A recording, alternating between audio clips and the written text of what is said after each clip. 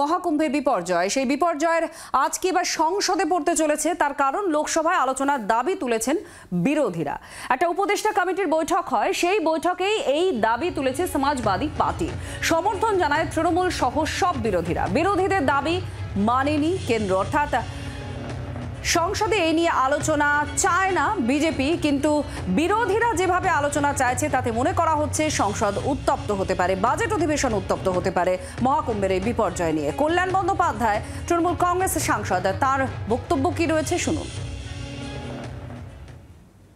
নরেন্দ্র মোদী আর আদিত্যনারায়ণ যোগীর self propaganda করতে যে আর ভিআইপি কালচার করতে যে গোটা কুম্ভমেলায় একটা অরাজকতার সৃষ্টি করেছে, কমপ্লিটলি মিসম্যানেজমেন্ট। আর উত্তরপ্রদেশের পুলিশের সেই কোয়ালিটি নেই যে এটা কন্ট্রোল করবে। পরপর ডেড বডি বেরিয়ে যাচ্ছে, পোস্টমর্টম হয়নি, রেজিস্ট্রেশন হয়নি। এই ডেড বডিগুলো কী করে হবে, ক্রিমেশন হবে, কে ডেথ সার্টিফিকেটটা দেবে? অনেক বেশি ডেথ হয়েছে, অনেক বেশি, সেগুলো ওনারা স্বীকার করতে চাইছেন না।